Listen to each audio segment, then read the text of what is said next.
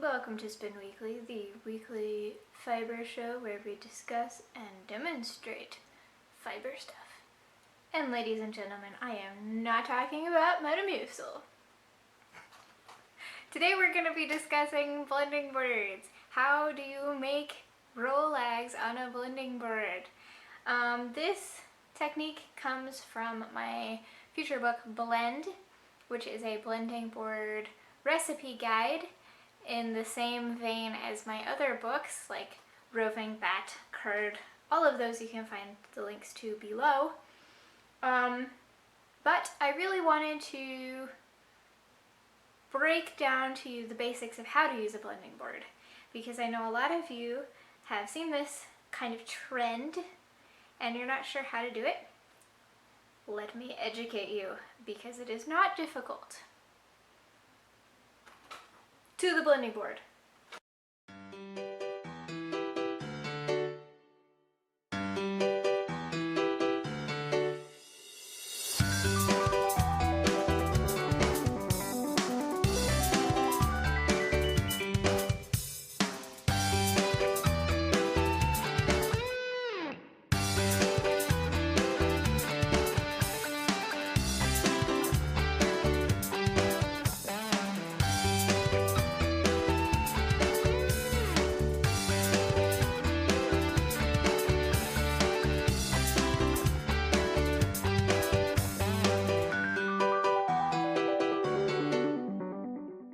Alright, so this is a blending board.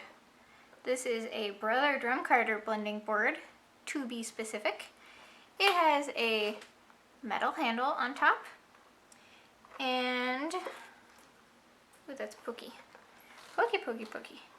A rotating keel at the back, so you can put it on a table or between your legs, and you can tighten it with this tightening bobbin thing. It also has multiple holes, so that way you can move it for the placement you prefer. Today I am using it on my lap, so I'm going to move the keel straight and put it up between my knees. So, some of the tools you will need to appropriately utilize your blending board are two stick things.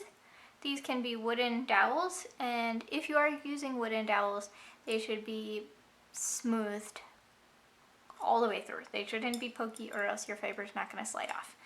Because of that, I like to use aluminum knitting needles. These ones are 13s, and they're a little larger than I would prefer. I would go down to maybe 10s. But it really doesn't matter in the long haul. So, next, you need some kind of brushing tool. This is a standard 2-inch 50.8 millimeter paint brush. You can see it gets way down in there, and you can use it like this. Or, this is a regular bristle brush like I use for my drum carding. And it's a little more hardcore. I feel like this one works a lot better. In fact, I just pulled up fiber from the board. But you can use both, or one. But I do recommend having at least one of these items. Next off, because we are doing rollags from Roving, you will need some Roving. This is my hand-painted Kettle dyed Roving. You can find out how I did this in my book Dye, which is a dye recipe guide for fiber artists. Alrighty. The type of roving you're using doesn't actually matter. Obviously, if you use a semi-solid roving, you're going to get a semi-solid rollag, and if you're using a Kettle dyed roving, you have some more options. Like for me, I am going to try and keep the colors somewhat separated. I'm going to do a green portion, sort of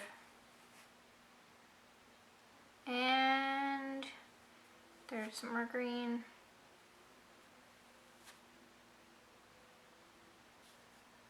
And here's some green. So I'm going to do a green portion. And I'm not sure what other portions, but right now I have green. So we'll go with green. Alright, to utilize a blending board, you have to slide the fiber on. So I find that the best way to do that is to overlap it a bit at the top and pull down. See, now that's mostly purple. So we're gonna set that aside. I also find that this is a bit easier on a table because you can get this end part better, but you can also turn the keel on your lap to get those end bits. So you can see you don't have to have it one continuous strip. You can build up spot by spot. And that's pretty much the main thing you need to know when putting roving on your blending board. So I'm going to go ahead and speed this up and fill my blending board, and then talk about some of the other techniques that you will need to know to make a simple roving 2-row lag on your blending board.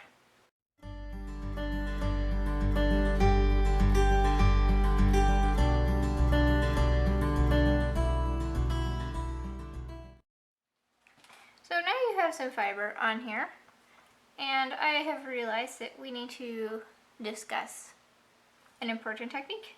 So in order to burnish your fiber, which means smush it down in the teeth, you need to, I find it's handy to hold the fiber just above where you are brushing it and brush against the teeth.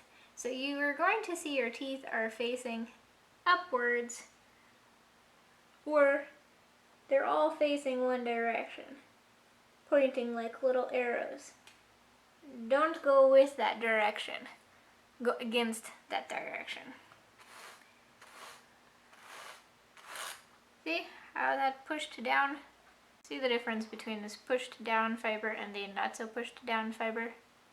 Okay, what this does is allows you to pack on lots more fiber, and it keeps your fiber from easily pulling up and running away. A tip for preserving your blending board's health is you don't want to like smack the brush down or grind the top of the brush into the top of the teeth, or if for some odd reason you feel like the brush is stuck, don't just keep ripping. Like when you brush your hair, if you find you're not going anywhere, don't just keep pulling or else you're going to lose something. Teeth on blending boards don't grow back. Don't lose them. Alright, so we have our first bit. And now that I've brushed it down, I see a couple of empty parts. You can really fill this as full as you want, honestly.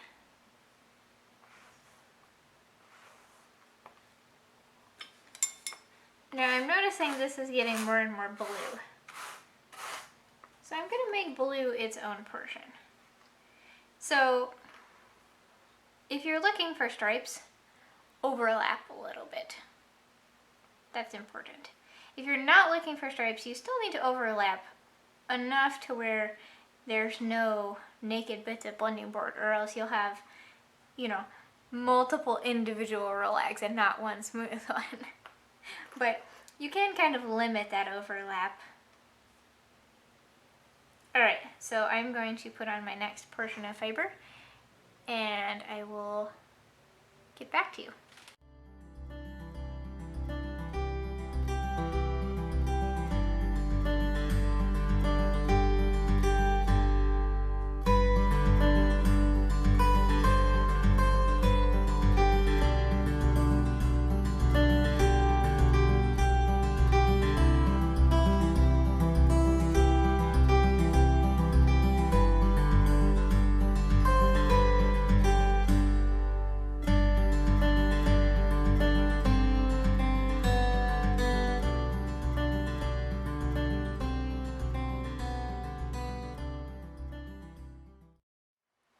So we have our fiber on here, and it's in stripes. So we have the green, and then the deep blue, and the purple. And I know this looks like more purple, but it's kind of a deep blue. Anyway, it doesn't have to be perfect. So here at the end, we have all this fluffage going on. This is handy. We need this. So we take our stick and we put them like this, right? See how I'm doing that? We sandwich them together. Oops. When talking about it, apparently I cannot also do it. So we sandwich them together, pulling up. So I have it held tight here, like this, and I have the keel pinched between my legs. And then we pull up and turn. And our goal is to get an even coat across. And so you can either pull up or pull down depending on what you want, or straight forwards. But usually I recommend pulling straight back. Now this first one is always a little weird. See how I have a naked spot right there? I'm going to keep pulling until I fill that. Alright, so I filled it. Another thing you can do is, I don't know if you can see, but I'm pushing my thumbs against here, and that helps me from pulling too far out, because my thumbs only stretch, you know, just a little bit. So once my entire stick is covered, I'm going to pull out and keep wrapping around and around and around and around until I've broken it off. Now you have something that's really here, kind of floofy, so you can just hold and turn. Just make sure you're going with the fiber and not away, or else it's going to unravel on you, obviously. So remember at the beginning how this edge was quite a bit poofier? Well, with some wrapping, we don't have that problem anymore. And now you can very clearly see the purple, the dark blue, and the green on our dowel. Now this is a roll lag, and if you wanted a pony, then you would use just one stick and you would wrap it very tight. And I'll probably make a video on how to make ponies. But that's what it looks like. And to pull out, you pull one stick out, and then you pull the other stick out,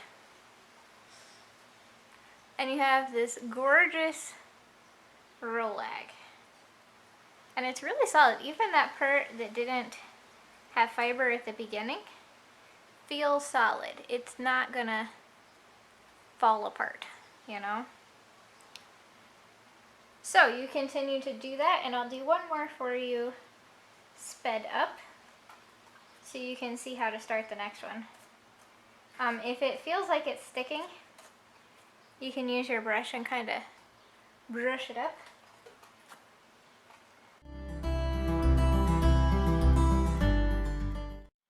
And if you have one piece like this that wants to just go, you can actually hold on to it and kind of coax it in, because sometimes that happens.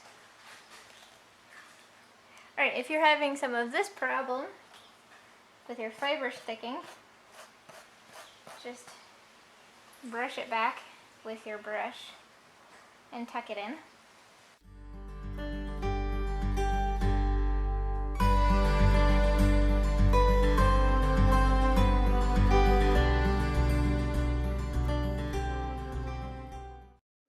A pattern that's extremely in depth, super layered, and gorgeous.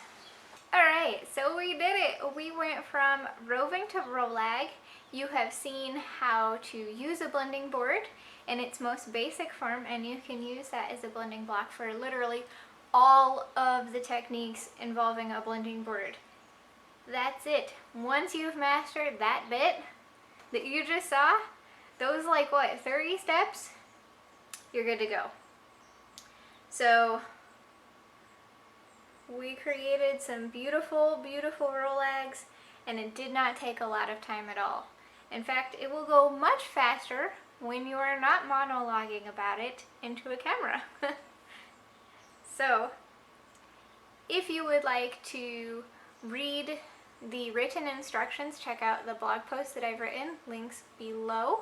And if you would like to check out my book, Blend, which is a blending board recipe book, go ahead and, like I said at the beginning, follow the links below.